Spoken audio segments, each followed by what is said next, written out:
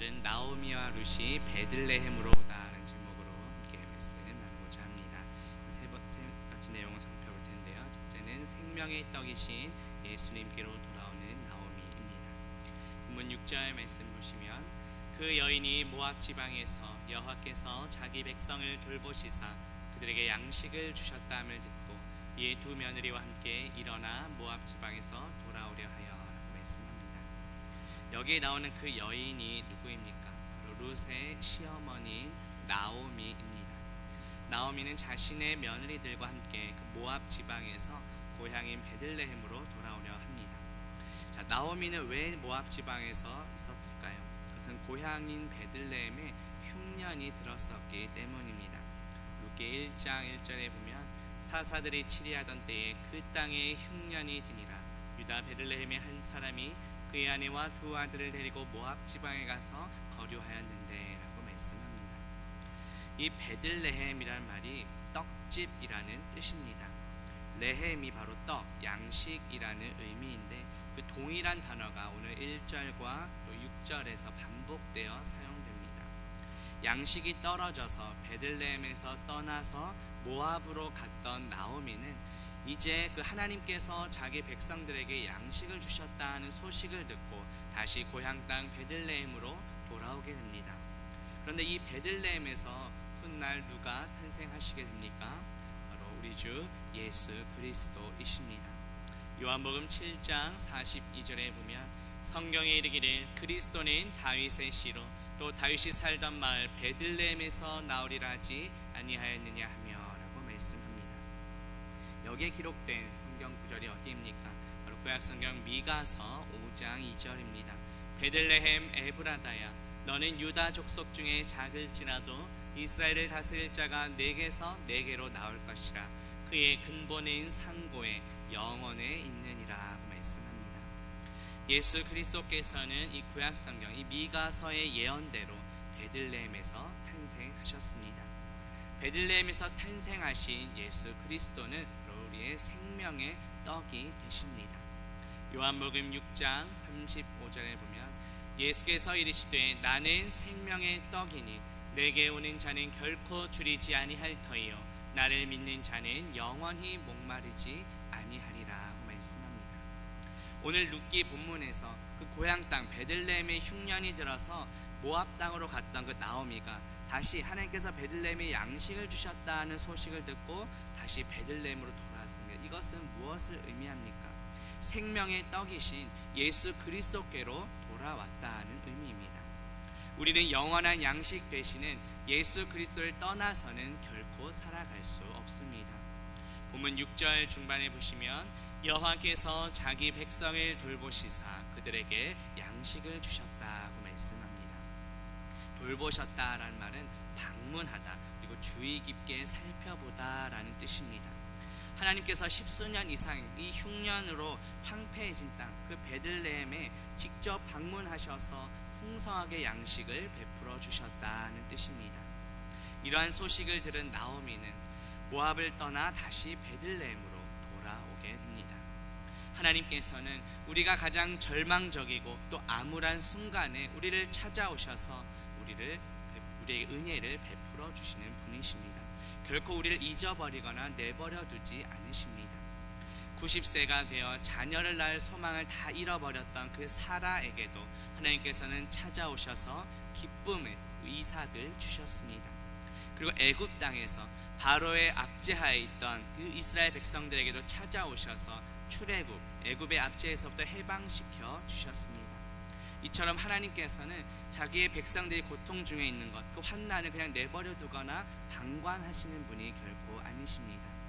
직접 찾아오셔서 우리의 고난을 직접 겪으시며 그 고난에서부터 우리를 건져주시는 은혜와 자비의 하나님이십니다. 이것을 가장 잘 보여주는 것이 바로 예수님의 십자가 사건입니다. 하나님께서 우리를 죄에서 구원하시기 위해 이 땅에 오셔서 십자가를 지셨습니다. 그렇게 우리는 다시 모압으로 또다시 애굽으로 돌아가서는 안 됩니다. 우리를 죄에서 구원하시기 위해 이 땅에 오셔서 십자가를 지신 우리 주 예수 그리스도를 바라보아야 합니다. 히브리서 12장 2절에 보면 믿음의 주요 또 온전하게 하시는 이인 예수를 바라보자.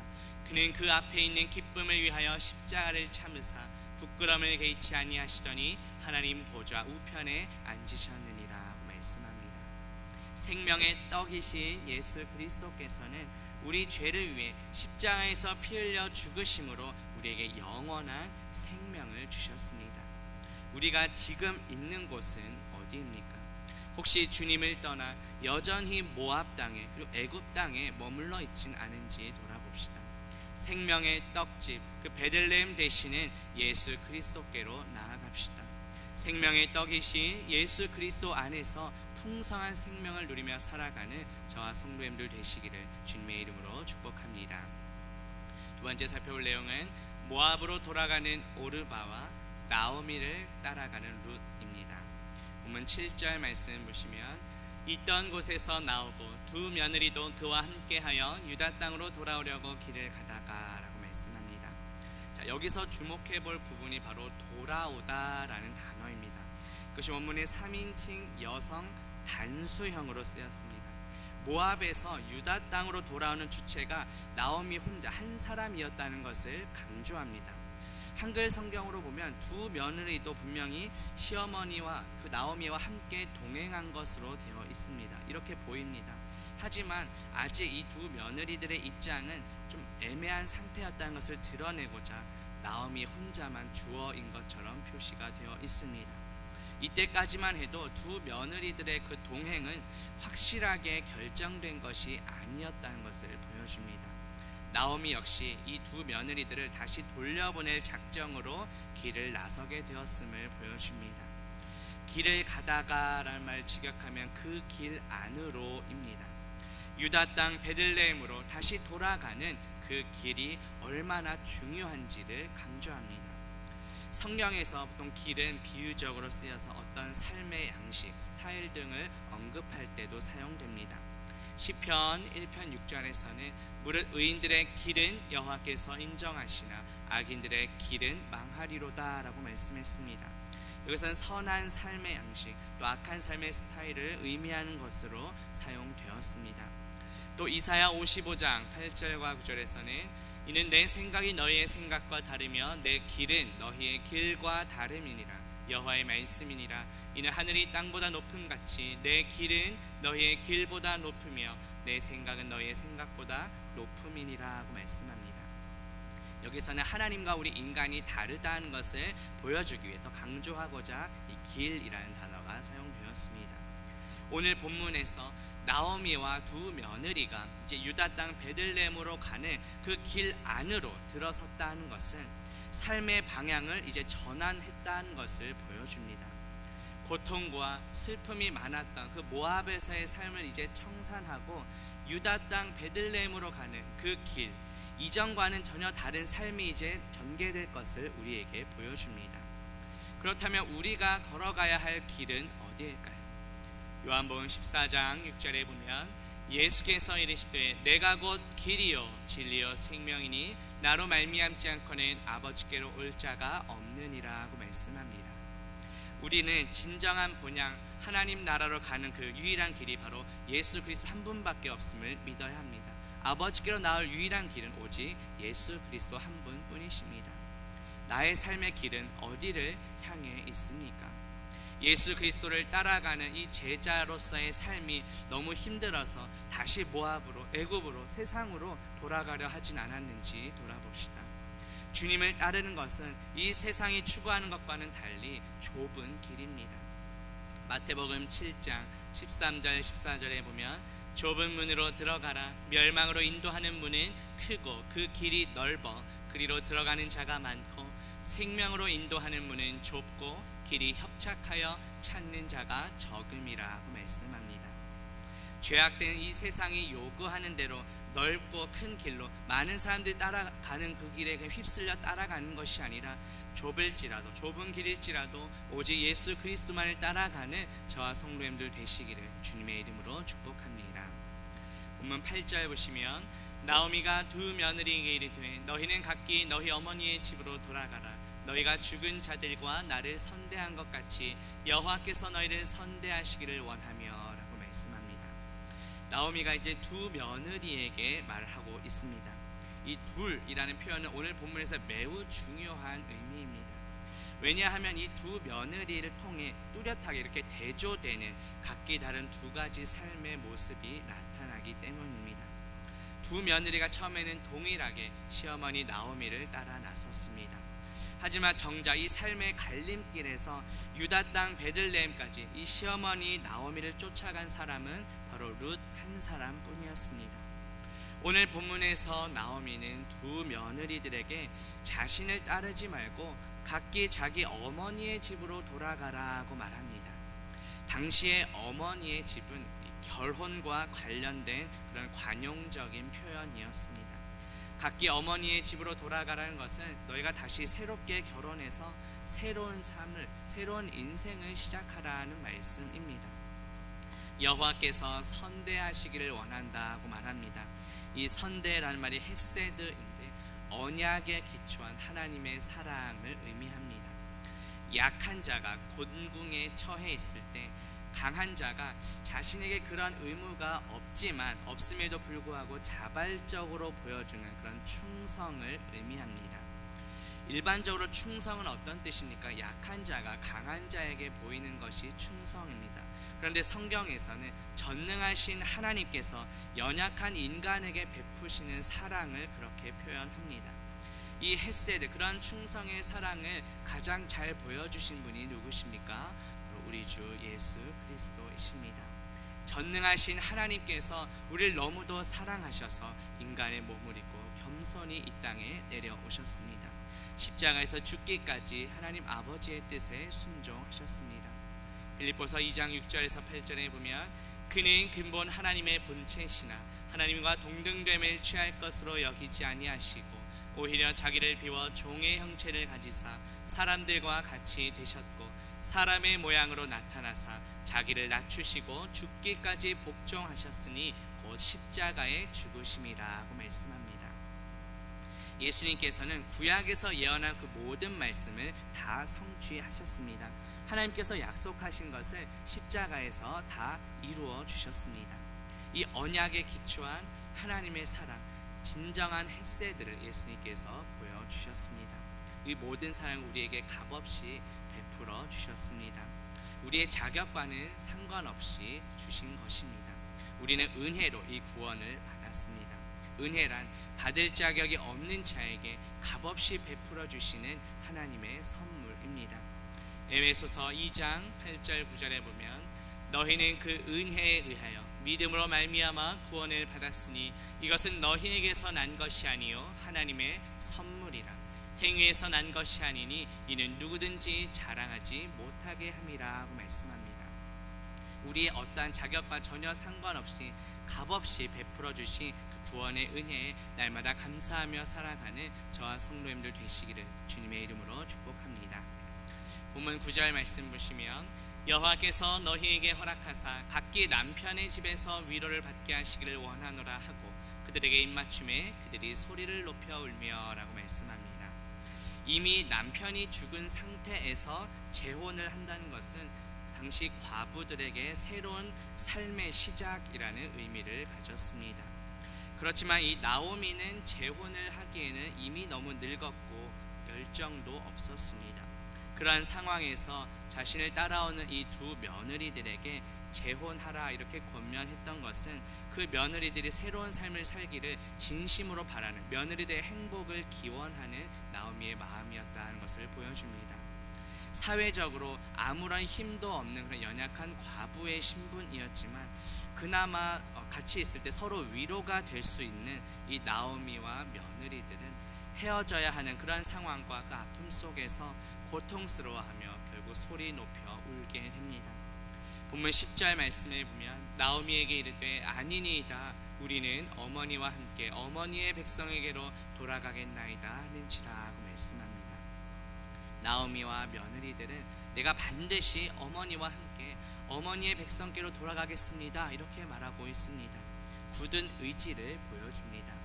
이 히브리어로 된 구약 성경을 아람어로 번역한 것이 이제 탈굼역인데, 거기에 보게 되면 며느리들이 어머니와 함께 어머니의 백성에게로 돌아가겠다, 이것을 모압 출신의 며느리들이 유대교로 개종하겠다는 것으로 번역을 했습니다.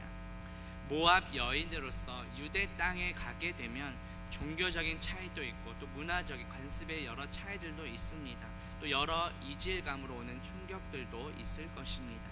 그런데 이방 사람으로서 그 타지에서 겪어야 하는 어떤 모든 불편함이나 갈등 등을 다 감내하겠다는 그런 의지를 보여줍니다. 본문 11절에 보면 나오미가 이르되 내 딸들아 돌아가라, 너희가 어찌 나와 함께 가려느냐, 내 태중에 너희의 남편 될 아들들이 아직 있느냐라고 말합니다. 11절부터 지금 13절까지는 내 딸들아 라는 표현이 계속 반복됩니다. 며느리들을 딸로 부르면서 이 며느리들의 행복을 바라는 그 시어머니 나오미의 마음이 잘 드러납니다. 본문 12절 보시면 내 딸들아 되돌아가라, 나는 늙었으니 남편을 두지 못할지라, 가령 내가 소망이 있다고 말한다든지 오늘 밤에 남편을 두어 아들을 낳는다 하더라도 라고 말씀합니다. 나오미의 이 말은 이제 자신은 새롭게 남편을 두기에는 너무 늙었음을 강조한 것입니다. 본문 13절 보시면 너희가 어찌 그들이 자라기를 기다리겠으며 어찌 남편 없이 지내겠다고 결심하겠느냐, 내 딸들아 그렇지 아니하니라, 여호와의 손이 나를 치셨으므로 나는 너희로 말미암아 더욱 마음이 아프도다 하매 라고 말씀합니다. 지금까지 나오미는 많은 고통을 겪었습니다. 유대 땅 베들레헴에서는 흉년으로 인해 고통을 받았습니다. 또 모압 땅에서는 남편과 두 아들을 잃는 그런 고통을 당했습니다. 그렇게 비참하고 초라한 모습으로 고향 땅에 다시 돌아가야 하는 그 모든 고통이 하나님께로부터 온 것임을 인정합니다. 우리가 삶 속에서 겪게 되는 고난은 하나님의 섭리로서 우리의 믿음을 더욱 연단시키고 성숙하게 합니다. 그리고 그때마다 하나님께 더욱 나아서 기도하며 하나님을 더욱더 붙잡고 의지하게 만드는 그런 과정이 됩니다. 로마서 5장 3절과 4절에 보면 다만 이뿐 아니라 우리가 환난 중에도 즐거워하나니 이는 환난은 인내를, 인내는 연단을, 연단은 소망을 이루는 줄 알미로다 라고 말씀합니다. 살아가는 동안 겪게 되는 모든 환난 속에서 우리를 연단하시려는 그 하나님의 섭리임을 깨닫고 믿음으로 인내하며 오직 예수 그리스도를 붙잡고 나아가는 저와 성도 여러분들 되시기를 주님의 이름으로 축복합니다. 본문 14절 말씀 보시면 그들이 소리를 높여 다시 울더니 오르바는 그의 시어머니에게 입맞추되 룻은 그를 붙쫓았더라고 말씀합니다. 사실 시어머니의 이렇게 간절하고 간곡한 부탁을 받아들여서 자신의 길, 모압 땅으로 다시 돌아간 이 오르바의 선택은 어떻게 보면 정말 합리적인 선택으로 보입니다. 섣불리 너 잘못했어 이렇게 판단하거나 정죄할 수는 없습니다. 오늘 본문 어디에도 이 오르바에 대해서 부정적인 평가를 하거나 또 정죄했다는 내용은 나오지 않습니다. 우리도 동일한 상황에 닥쳤을 때 어쩌면 정말 이성적이고 합리적인 판단, 이 오르바의 선택대로 그동안 살아왔으며 또 앞으로 살아갈지도 모릅니다. 결코 비난받을 만한 행위는 아닙니다. 하지만 성경은 그녀의 선택이 최선이었다라고 말하지도 않습니다. 이제 오늘 본문에서 오르바는 더 이상 등장하지 않고 사라지게 됩니다. 반면에 룻은 어떻습니까? 붙쫓았더라고 말씀합니다. 이것은 두 개의 물체가 딱 물리적으로 붙어서 떨어지지 않는 그러한 상태를 가리킵니다. 창세기에서는 이 단어가 남자와 여자가 연합하여 한 몸을 이룬다고 할 때 사용되었습니다. 창세기 2장 24절에 보면 이러므로 남자가 부모를 떠나 그의 아내와 합하여 둘이 한 몸을 이룰지로다 라고 말씀합니다. 남녀가 한 몸을 이룰 때 사용되는 이 단어가 룻이 시어머니 나오미를 쫓아가는 이 행동을 표현할 때도 사용되었습니다. 그만큼 룻의 의지가 얼마나 강했다라는 것을 우리에게 보여줍니다. 룻은 어떤 외부의 강요에 의해서 이렇게 끌려간 것이 결코 아니었습니다. 자발적으로 시어머니 나오미를 사랑하는 마음으로 충성스럽게 따라간 것입니다. 그렇다면 우리가 이렇게 어떤 이성적이고 합리적인 판단이 아니라 이것을 초월하여서 자발적으로 더 충성을 보이며 깊은 사랑과 열정과 의지를 나타내야 할 대상은 누구일까요? 사도 바울은 이 창세기 2장 24절 말씀을 인용하면서 에베소 교회 교인들에게 이렇게 권면합니다. 에베소서 5장 31절 32절에 보면 그러므로 사람이 부모를 떠나 그의 아내와 합하여 그 둘이 한 육체가 될지니 이 비밀이 크도다. 나는 그리스도와 교회에 대하여 말하노라 말씀합니다. 남녀가 한 몸을 이루는 것을 예수 그리스도와 교회가 한 몸 이루는 것으로 바울은 해석했습니다. 예수 그리스도는 우리의 신랑이시며 교회인 우리는 주님의 신부입니다.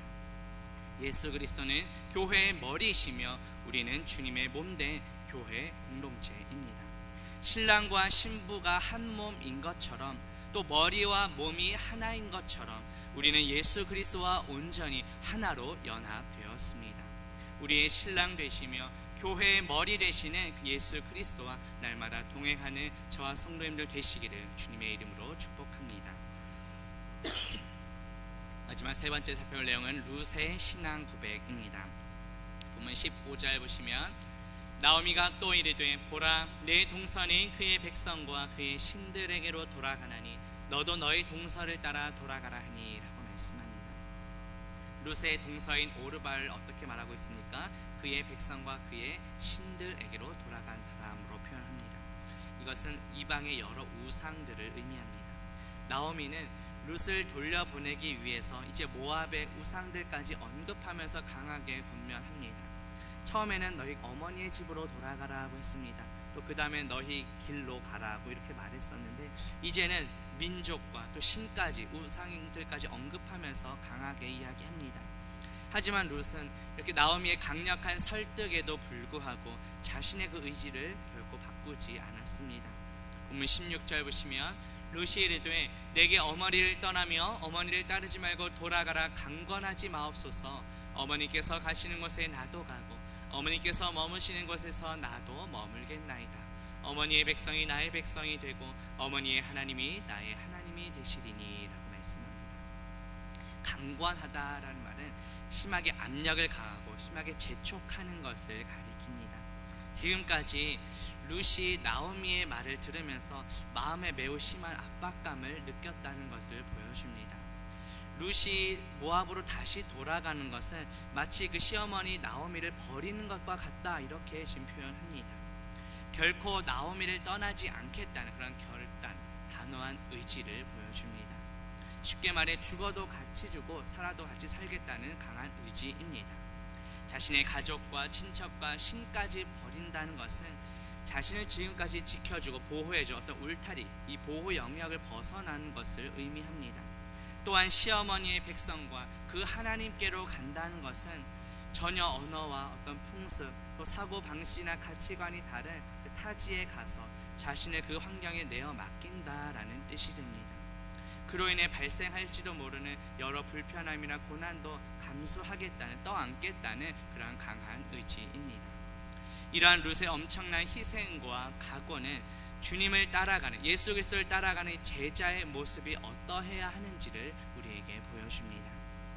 마태복음 16장 24절에 보면 이에 예수께서 제자들에게 이르시되 누구든지 나를 따라오려거든 자기를 부인하고 자기 십자가를 지고 나를 따를 것이니라 하고 말씀합니다.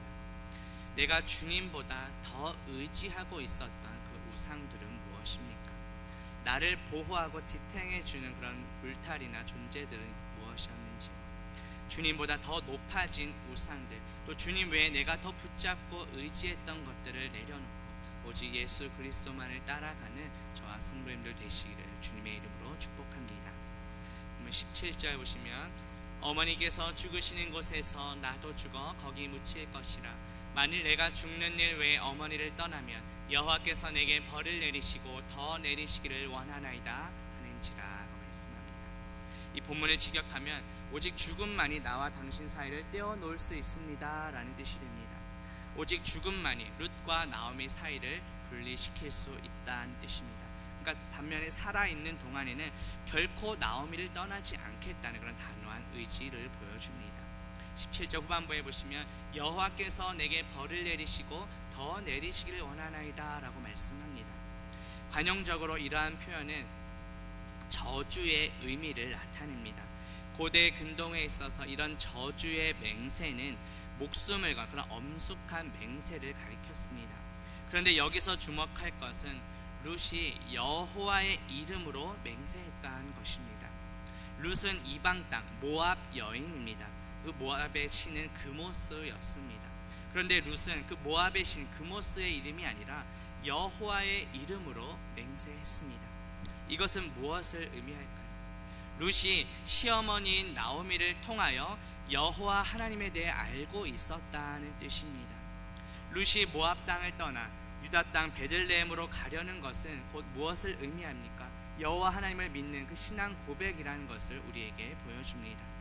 우리는 나와 함께 살고 있는 가족들이나 또 주변 이웃들에게 어떠한 영향을 미치고 있습니까?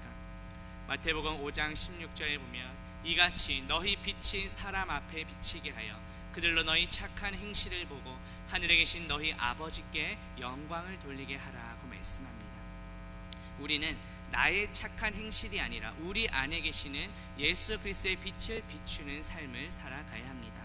지난 주일 우리 설교 말씀처럼 우리의 타고난 성품이 아니라 예수 그리스도의 인격과 성품으로 증인된 사명을 감당해야 합니다. 나를 통해 믿지 않는 영혼들이 예수 그리스도를 믿고 예수 그리스도께 영광 돌릴 수 있도록 해야 합니다. 나 때문에 시험 들어서 교회를 떠나고 주님을 떠나는 일이 결코 있어서는 안 될 것입니다. 우리의 삶이 누군가의 그 신앙생활에 걸림돌이 되는 것이 아니라 믿지 않은 영혼이 주님께로 나아오는 그런 축복의 통로가 될 수 있기를 주님의 이름으로 축복합니다. 본문 마지막 18절 보시면 나오미가 룻이 자기와 함께 가기로 굳게 결심함을 보고 그에게 말하기를 그치니라고 말씀합니다. 룻은 나오미와 함께 가기로 굳게 결심했습니다. 룻의 이러한 결심은 여호와 하나님을 향한 믿음, 그런 신앙 고백에서 나오게 된 것입니다. 이러한 룻에게 궁극적으로 하나님께서는 어떠한 축복을 내려주십니까? 우리가 읽진 않았지만 룻기 마지막 장 4장 13절과 또 21절, 22절에 보면 이에 보아스가 룻을 맞이하여 아내로 삼고 그에게 들어갔더니 여호와께서 그에게 임신하게 하심으로 그가 아들을 낳은지라. 보아스는 오벳을 낳았고 오벳은 이새를 낳고 이새는 다윗을 낳았더라고 말씀합니다. 룻은 이후에 다윗 왕의 증조모가 되는 그런 축복을 받게 됩니다. 그리고 훗날 이 다윗의 후손으로 예수 그리스도께서 오시게 됩니다. 이렇게 룻은 예수 그리스도의 그 계보에 들어가게 되었습니다. 마태복음 1장 5절과 6절 16절에 보면 보아스는 룻에게서 오벳을 낳고 오벳은 이새를 낳고 이새는 다윗 왕을 낳으니라. 야곱은 마리아의 남편 요셉을 낳았으니 마리아에게서 그리스도라 칭하는 예수가 나시니라고 말씀합니다. 하나님께서는 이방 땅 그 모압 여인 룻을 사용하셔서 예수 그리스도를 이 땅에 우리에게 보내주셨습니다. 본래 모압 족속은 어떤 족속이었을까요? 하나님의 율법에 의하면 영원히 그 여호와의 총회에 들어올 수 없는 존재였습니다. 신명기 23장 3절에 보면 모압 사람은 여호와의 총회에 들어오지 못하리니 그들에게 속한 자는 10대뿐 아니라 영원히 여호와의 총회에 들어오지 못하리라고 말씀합니다. 그럼에도 불구하고 모압 여인 룻이 다윗과 그리고 예수 그리스도의 조상이 될 수 있었던 이유는 무엇일까요? 우리의 구원은 결코 이런 혈통이나 어떤 인간적인 조건에서 주어지는 것이 아니라 오직 하나님의 은혜로 주어진다는 것을 강조합니다. 룻이 나오미를 따라간 것은 여호와 하나님을 향한 사랑, 그 예수 그리스도를 믿는 그 신앙 고백에서 비롯된 것입니다. 날마다 예수 그리스도를 믿고 따라가는 저와 성도님들 되시기를 주님의 이름으로 축복합니다. 말씀 맺으랍니다. 나오미가 그 떡집을 의미하는 베들레헴으로 돌아왔다는 것은 바로 생명의 떡이신 예수님께로 돌아온 것입니다. 나오미의 두 며느리 중 오르바는 다시 모압으로 돌아갔지만 룻은 끝까지 나오미를 따라갔습니다. 룻이 나오미를 따라간 것은 여호와 하나님을 향한 신앙, 즉 예수 그리스도를 믿는 그 신앙 고백으로부터 나온 것입니다. 룻의 그 신앙 고백이 우리 모두의 신앙 고백이 될 수 있기를 주님의 이름으로 축복합니다. 기도합니다. 하나님 아버지, 오늘 말씀을 통해 구원은 오직 하나님의 주권이며 하나님의 은혜임을 깨닫게 하시니 감사합니다. 이방 여인 룻을 통해 다윗과 훗날 예수 그리스도를 이 땅에 보내주시니 감사합니다. 다른 어떤 것보다도 오직 생명의 떡이신 예수 그리스도만을 믿고 따라가는 우리 모두가 되게 하옵소서. 예수 그리스도의 이름으로 기도합니다. 아멘.